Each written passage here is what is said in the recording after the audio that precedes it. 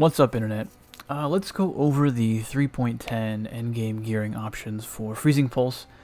Luckily, not a ton has changed in 3.10 for this build, but there have been some changes to helmets, and then obviously the addition of cluster jewels. And I'm going to be talking about those first, because we already did a video in 3.9, and most of these slots haven't changed. So we're just going to jump straight into what has changed, and we'll start with the helmet slot, because it's a little bit easier to understand.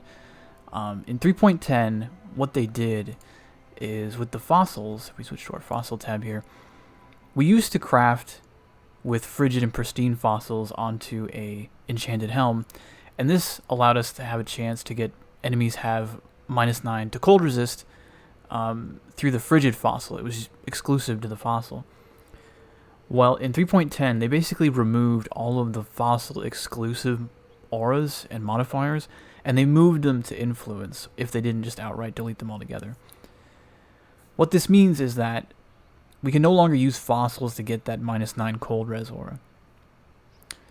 So it's a little bit harder to get an endgame quality helm because you're going to need some kind of influence to get special modifiers, including the old -9 to cold resist aura that we really liked. The bigger downside of this is that all of the, like the -9 to cold res, including the other elements, and the new shaper aura, which I think gives enemies take 6% increased elemental damage, but it also makes you take 6% increased elemental damage. Those are all item level 85 affixes, which means if you were going to craft an endgame helmet, you would want to do it on an item level 85 base that still has a freezing pulse enchant. Ideally, projectile speed, or maybe freezing pulse cast speed if you were focused more on boss killing and we're getting your projectile speed from elsewhere. So, for me, I think the simplest thing, your first step is going to be still getting an enchanted helmet. I think that is sort of the most cost-effective thing to do.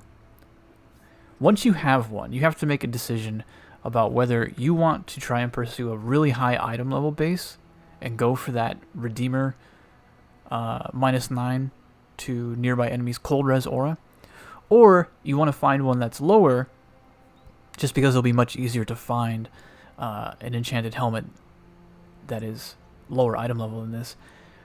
At item level 75, we still have a lot of good options, right? In Hunter influence, we still have all of the elemental damage to spells in prefix. In Hunter, or in Warlord, we still have increased elemental damage in prefix and global critical multiplier in suffix. All of those can be had at item level 75. So what I think I would do is sort of take the best deal you can find on a good base that has freezing pulse projectile speed, or again, maybe freezing pulse cast speed depending on the rest of your gear. We'll probably want to Conqueror Exalted Orb influence onto that base, whichever of the two between Hunter and Warlord is cheaper at the time, and then maybe Awakener Orb the other influence over for a Hunter Warlord dual influence helm, and then roll that with prismatic and pristine fossils. These, while they don't have the exclusive modifiers anymore, they still do their job of weighting affixes and blocking certain affixes.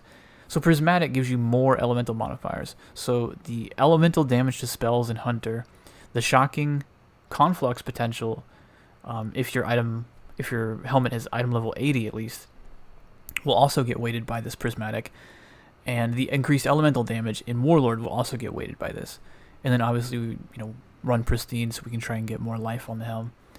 That's my current plan. As you can see, I still haven't done this because the opportunity cost of this is gotten pretty high, right? We're talking about first an enchanted helmet, then either a Hunter or a Warlord Exalted Orb, probably going to run us at least 3 Exalts, and then an Awakener Orb to move the other influence over, which is at least another 2 Exalts. And then we got to roll the thing. So the cost of this has gotten much higher. Before, we could just get an enchanted helm, get a bunch of frigid fossils, and craft onto that, and get a -9 cold res. We didn't even necessarily need the influences. They were just an additional bonus we might get. Now, you kind of need it to move into the next step. I've been sticking with this And my plan currently is to go Hunter Warlord dual influence. There's still a lot of good options. If you do get an 85 level helm, you can go Redeemer. Redeemer has the -9 cold res aura still. You can also go Shaper if you want to like Awakener Orb Shaper into the helmet. That gives you at item level 85 the nearby enemies take 6% increased elemental damage, which is about the equivalent of -9 cold resist. The thing is, the Shaper one has a downside of you taking 6% increased elemental damage as well. So it's not really ideal. If you were going to do an item level 85, I'd probably do it either Hunter Redeemer or Redeemer Warlord. I really like the Warlord in this patch since we can use these prismatic fossils and still get Hunter damage to spells, while opening us up the opportunity to maybe roll that critical multiplier of Warlord. If you can get one of those affixes, whether it's increased elemental damage or flat damage to spells on top of crit multiplier, that would make for a really juicy helm. And in terms of cost ratio to effectiveness, I feel like that's sort of where it is. Otherwise, ignore the influence entirely, get your enchanted helm with projectile speed or maybe cast speed, and then maybe even just pristine. I think this one I actually pristined with Aberrant to try and get chaos res. It didn't come out that amazing, but again, I haven't put a lot of currency into my helmet because I was still deciding on what influences I wanted.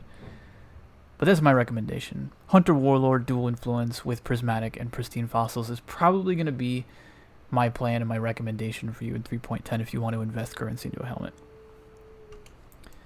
So the other big change in 3.10 obviously are these cluster jewels, and it's a pretty complicated system at first glance, but once you kind of grapple with it and understand it, you kind of just come to realize that all you're doing is making the same kind of opportunity cost decisions as you are anywhere else in the tree. The problem is that you have an itemization gate now, and there's some RNG involved with getting the right jewels.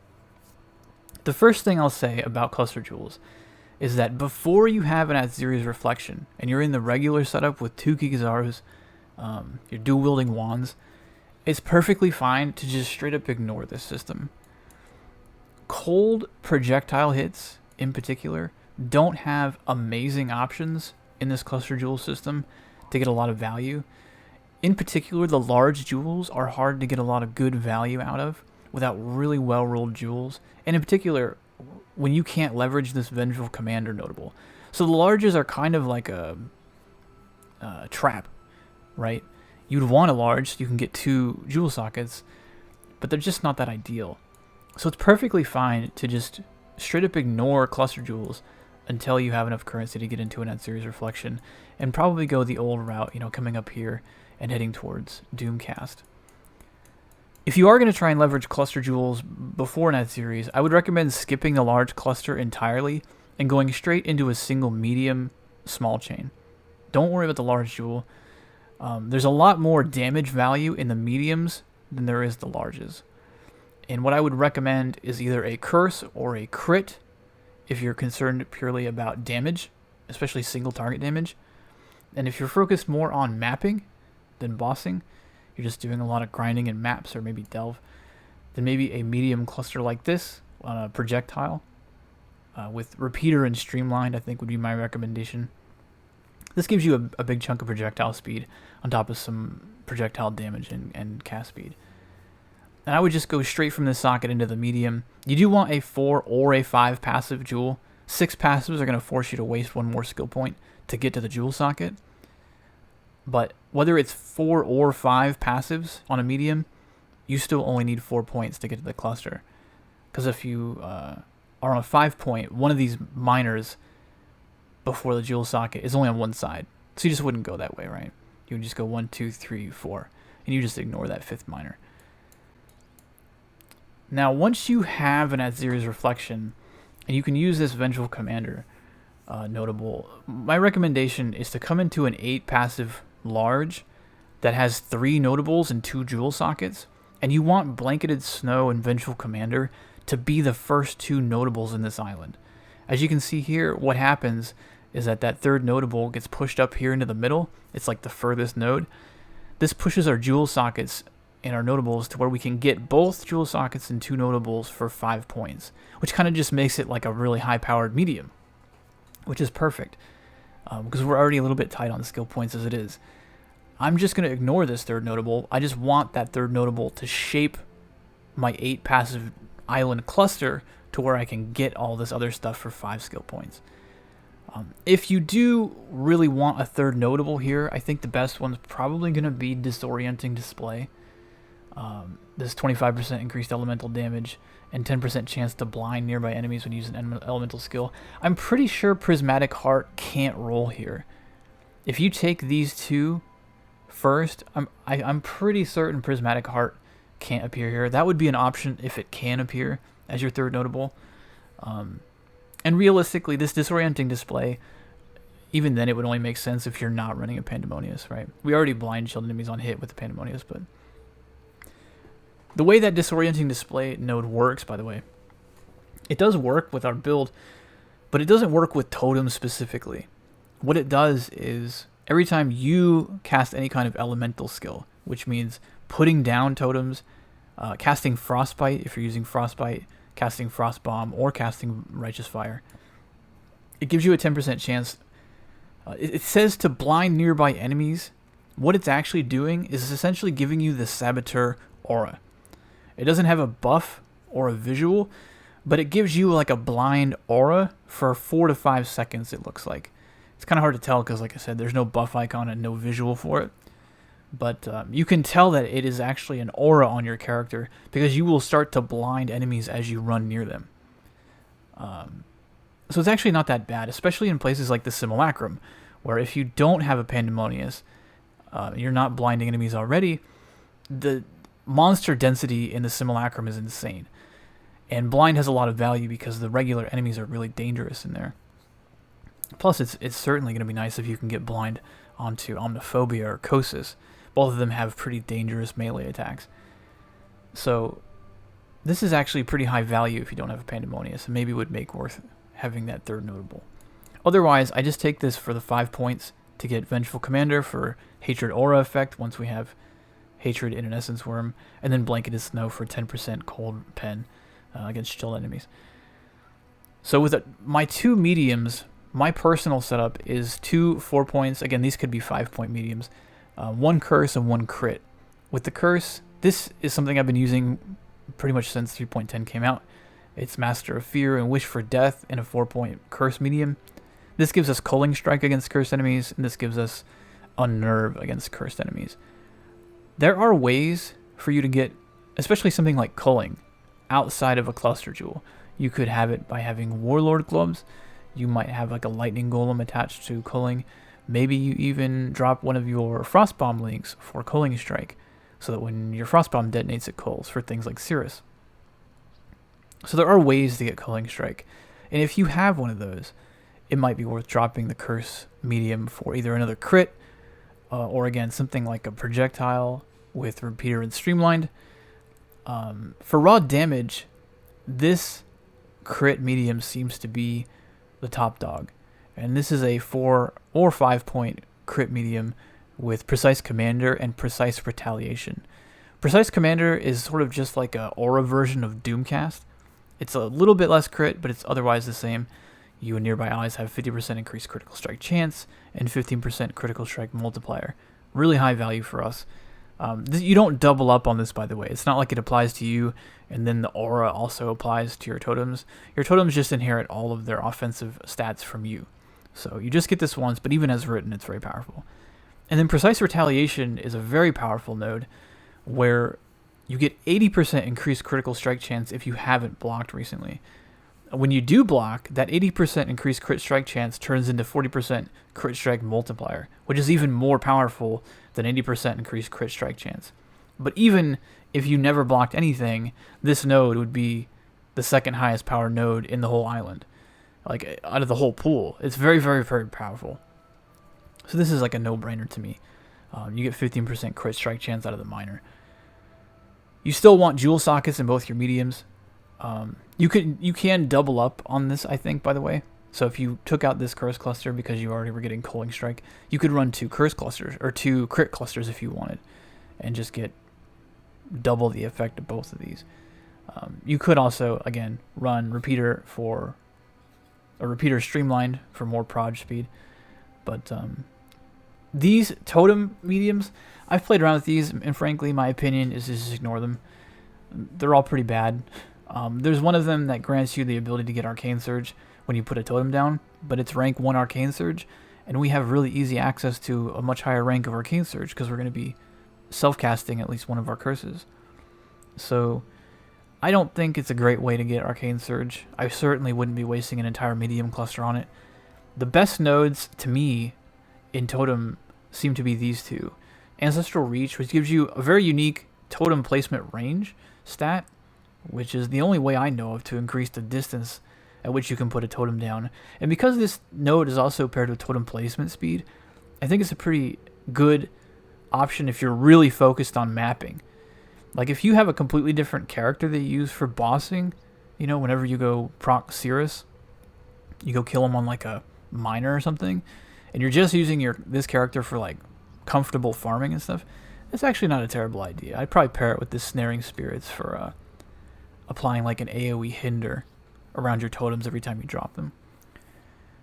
But in general, this is what I consider optimal, just because at this point of gear, like if you're around the same level as I am, mapping is pretty trivial. And most of our focus, I think, at that point is going to be improving our single target damage for bosses, things like Cirrus and map bosses and Guardians, and trying to kill Kosis in wave 20 before he obliterates you, right? And this is how I go about it.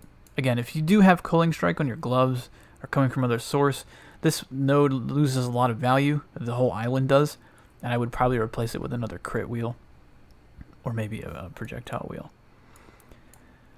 I've been playing with running a second cluster, but unfortunately, like, you know, when we go at Zeri's Reflection and we pull out of Sanctum of Thought, this adds another point to coming down to getting to this outer cluster jewel socket, and this one's also a 5-point jump.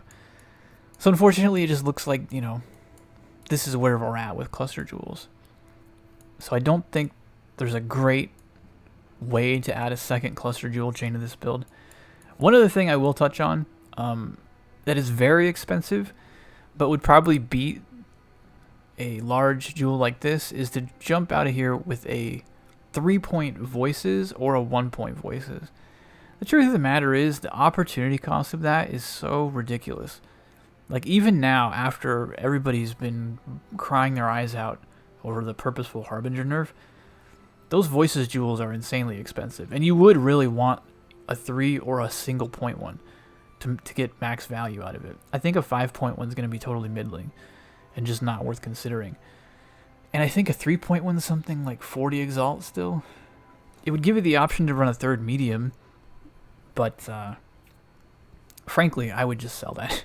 I can't imagine a scenario where you're so geared that 40 Exalts wouldn't be better put into some other slot of your character than getting a third medium and barely beating out the point investment you get from the first couple of points here in a large. So it's on the table, but I wouldn't do it. It's almost certainly going to be better to just sell the Voices and put that money somewhere else into your character, or just fund a completely different character. I can't think. It feels like a big waste. If you had a 1-point Voices, you're talking about over 100 Exalts, right? Make a whole different character, or, you know, do something else with it. Don't waste it on this build, is what I'm saying. As much as I love this build, I wouldn't do that. So that's going to cover, that's basically all that's changed in 3.10. Everything else I'm about to talk about, and I'm going to go over it kind of quickly because it hasn't changed since 3.9. Everything's the same. So I'm going to link the 3.9 video in the description as well, if you just want to click on that and see like some more detailed thoughts about all the other slots that I'm about to cover. But I will just go over them really quickly. Obviously the shield hasn't changed. You really want that Zeri's Reflection if you're going to stay in this build and invest currency into it long term. It opens up way too much damage for us.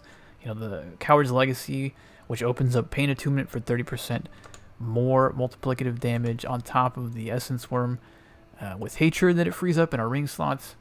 It's just a huge upgrade. For the amulet, I actually really like Pandemonius this league. I've always considered it kind of equal, like the bar for amulets, that maybe you would take instead like a +1 cold or a +1 intelligence with a large crit multi and life with a couple of good suffixes, or a multi-mod with good suffixes like proj speed and +1 min frenzy. The thing is, the value of blind has gone up a lot in this league. Most of the threat in Delirium is coming from the actual mapping experience or the simulacrum, right? It's not coming from bosses.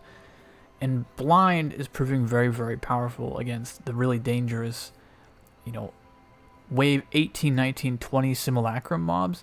That's the main threat. I think even the bosses aren't nearly as scary as just how large the packs can be with a bunch of nasty modifiers on those last few waves. And then if you just stack a bunch of Delirium orbs on a tier 16, the regular mobs in there are very tanky and can be very dangerous, especially if they have a bunch of auras. So I've taken to just picking up a Pandemonius this league. But otherwise, it's the same opportunity cost question as before, as how much is it going to cost you to get a rare amulet with like +1 cold and crit multi with life versus just buying a Pandemonius. These are actually a little bit cheaper than last league, it seems, too. So don't forget, if you do get a Pandemonius, you can quality these with turbulent catalysts. If we take a look at my mistab, these ones here, these enhance elemental damage modifiers on jewelry. This affects the damage penetration affix on this amulet, so you can go from 20% to 24% damage pen on that affix. And in addition, you also get a little bit of a bonus on just the flat cold damage that it has. So don't forget to quality these. These turbulent catalysts are very cheap. As you can see, we've got tons of them ourselves. For the chest piece, it's the same 6-link soul mantle. This league, I just went with a +2 proj chest piece. I think this cost me 16 exalts. As always, you can go +1 to all socketed gems on the corruption, and that'll open you up to replacing your increased critical strikes here with an Empower 4, which will be slightly more damage at slightly less effective crit. To me, it seems like a little bit too expensive, the addition of the Empower 4, to really be justified. I also like having a higher effective crit rate in a safety sense, because critical strikes always freeze enemies, especially, again, Delirium. The regular mobs are the majority of the threat, in the Simulacrum especially, so I like having things be frozen on the first volley. So I just went with +2 proj and kept my increased crit strikes. The rings, no changes here. If you're in an At-Zeros, you're going to be wanting to run an Essence Worm with Hatred. You could also go more Glass Cannon and run 2 Essence Worms and drop a Zealotry in your second Essence Worm. That'll give you the option to, not just having Zealotry as an aura, it'll give you the option to run a Watcher's Eye that went Hatred and Zealotry, like Zealotry Cast Speed or something. For my case, I happen to get my Watcher's Eye happen to have Clarity, increased mana recovery rate on it. So I dropped my Clear Mind for a rank 1 Clarity, which increased mana recovery rate is actually a pretty powerful affix. It's like a regen multiplier, basically, which is why I have Clarity. Normally I wouldn't be running Clarity. But otherwise, if you're not running both Zealotry and Hatred, I just run like a rare ring. Use it to shore up your life, mana, your dexterity, and resists if you need those for your stat requirements. Otherwise, you can just get something like Cast Speed, or if you want to drop a little bit more money, I'm thinking about going for a Frostbite on hit Redeemer Ring or a Delve Ring, if we happen to find one that has decent resists. And that'll open us to swapping our Anointment from Heartseeker over to Whispers of Doom without me having to change the rest of my setup. I think it's only like a rank 10 Frostbite or something, maybe 5, but it'd be a nice bonus for sure. And it should be justified, I think. It should be enough damage, basically, to replace Heartseeker. Speaking of anointments, actually, before we skip the amulet too far, Flash Freeze is still my recommendation for cost effectiveness. Once you start getting more proj speed, like if you're running these repeater jewels, or you're just comfortable with where your proj speed is, you can swap that up to Heartseeker. This is 30% crit strike multiplier. It's generally better than Heart of Ice, and it's the same as Throat Seeker. The thing is, it's also only a red teal, and if you look at the other 30% crit multiplier, it's Amber Violet Opalescent, and the Opalescent is basically more expensive than everything in Heartseeker, whereas Heart of Ice, I believe, requires a gold and an Opalescent, and it makes no sense, right? You should just basically never anoint this. Run Heartseeker if you want pure damage, or you might want to run Whispers of Doom if you want a more expensive but slightly larger jump in raw damage. But again, that requires some build changing because you're going to need some means of applying that second curse. Boots, unfortunately, we lost something with the boot slot in 3.10. I didn't cover it at the start of the video because it's not that important and there's nothing we can actually do about it, which is that there's no longer a Zopex mod in boots. For some reason that they have made the increased mana roll from Zopex exclusive to amulets. So we lost a big chunk of mana here for, I don't know, I guess just because of the Archmage stuff. Kind of crappy, but there's not much to do about it. You're still looking for the same boots as you were in 3.9. The biggest thing in this slot is going to be the Uberlab enchant. Trying to get this damage penetrates 10% of enemy elemental resistances if you haven't killed recently. We don't kill enemies ourselves. We can't deal any damage. Our totems kill everything, which means Uberlab enchants that have that if you haven't killed recently conditional are just on us all the time. And this is the best one for us. Kind of a pain to get an Uberlab enchant, but it is very much worth it. It's something like usually like a 6 to 7% damage increase, which is a really great thing for just a simple enchant. Otherwise, you're looking just for life, mana, resist, move speed. I think these are actually... Yeah, this is still an incursion affix that's giving me the move speed and chance to dodge spell hits. As far as influence options, there's nothing super amazing in boots. Even the Tailwind doesn't seem that great for me, just because it's hard to trigger in a totem build. And I'm pretty sure that Tailwind does not improve like cast speed. Like action speed does not improve the cast rate of totems, right? Even POB sort of shows it that way, and I'm pretty sure that's how it works. It does improve your movement speed and your totem placement speed because those are your actions, but I'm pretty sure Tailwind's not going to like give you a cast speed bonus, which means you're not actually going to get DPS out of Tailwind for all the effort you'd go to trigger it. So I wouldn't worry about influence too much here. There's a few things like, you know, ignore chilled ground or +1 endurance charges or life regen or something like that in Warlord. But for the most part, you're just looking for really good rare boots. Use these to cover your resist, your life, mana, maybe dexterity. Like you see, I've got an open suffix here. One other thing I will mention, I've seen a lot of people make this mistake where they don't have their gem level right for Righteous Fire. And one thing that kind of dawned on me recently from somebody in chat, you can just break this link, right? So if you, like, it doesn't matter if this is in boots or helmet or gloves really, but in your main cast when damage taken link, you only really need cast when damage taken link to Steel Skin, right? Because the Steel Skin does not really need an increased duration. It doesn't matter whether it has increased duration or not. So you can just snap this link. Like you can keep using fusings on this item or whatever slot it is to just do double 2 links, and then just link your Righteous Fire to increase duration itself. And that way, cast when damage taken is never linked to your Righteous Fire, and you don't have to think about what the gem levels are, right? Because a lot of people are making that mistake where they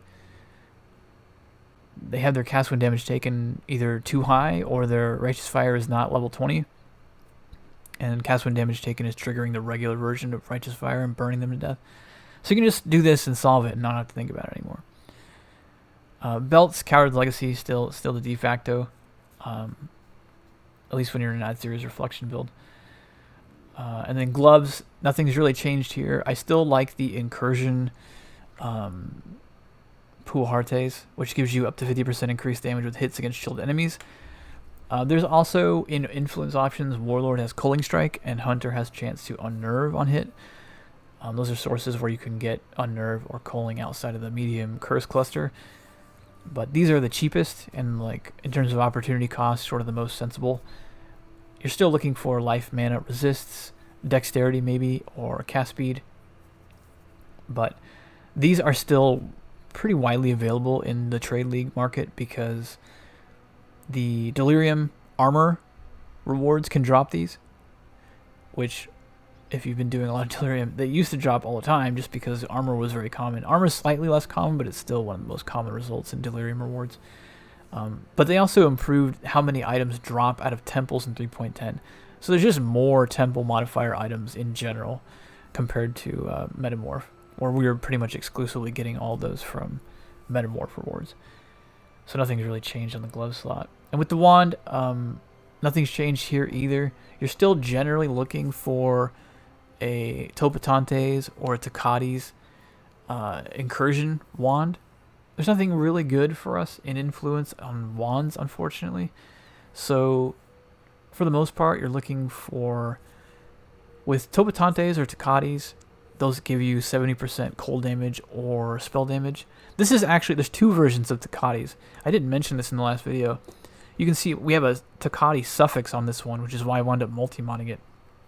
And which basically gives you a tier 1 cast speed and a free chaos damage to spells suffix. Right? You can't typically get flat damage to spells and suffix. This had +1 to cold spells and to Totems and suffix. So I multi-modded it with spell damage and crit multi. And then I exalted it at the end because I didn't really want to risk running a exalted orb slam, which was a good thing because my regular exalt slam turned into 2 to 4 fire damage, which doesn't really do anything. But in general, you're looking for crit multi, cast speed, +1 to either all cold spells or just all spell skill gems, and then critical multiplier and flat damage spells. So yeah, I think that covers everything. Again, it's almost the same considerations as in 3.9. We just have to make different decisions, and it's costlier to get into a helmet slot and then making decisions about what to do with these cluster jewels. I will say, when you're in an at-series reflection setup and you're really into the high end of gear, you can totally just clip this whole thing, right? You can just dump the whole cluster jewel, come back over here for Doomcast, maybe Arcane Swiftness, or come up here for Throat Seeker and Snowforged. There's not like amazing build-changing opportunities up here in cluster jewels. I do prefer this version. It's cleaner and gets us Unnerve and Culling from our curse, so it's just easy and simple to think about. But it's not like there's nothing game-changing up here in cluster jewels for us. So if you really feel like it, just drop cluster jewels altogether and come back into the old skill tree. Yeah. Unfortunately, we didn't get anything like, Impale getting a higher stack limit or, faster bleeds or anything crazy that some of the other builds got. But there is still a lot of good value to get out of cluster jewels. And I do really appreciate being able to get Unnerve and Culling Strike from the skill tree. Anyway, this video is long enough as it is, so I'm going to wrap it up. I will update the POB in my build thread so that you can see the old version of the skill tree if you just want to jump cluster jewels altogether and just don't want to mess with that crap. And I will also include a POB in the description for my current character if you just want to see like what all this gear looks like for yourself, as well as like maybe a profile link if you just want to look at it on the main website. Yeah, I think that's going to wrap it up. So I'm going to get out of here. You can find me on twitch.tv at twitch.tv/wallacktv. I've been streaming a lot recently. I'm going to be going back to my regular Monday, Wednesday, Friday type schedule right about this point in the league. I usually stream around 2 p.m. Pacific. Also include a link to Discord and Twitter if you want to bug me on Twitter, especially if you've got like pictures of dogs or something funny, because I'm really tired of hearing about this stuff with, the virus. Other than that, I am going to be working on our leveling guide for Holy Flame Totem. I don't actually know if I'm going to be doing a updated gearing guide for Holy Flame Totem. I didn't play the build quite as far as I planned. I did it as my league started up to like 91, I think.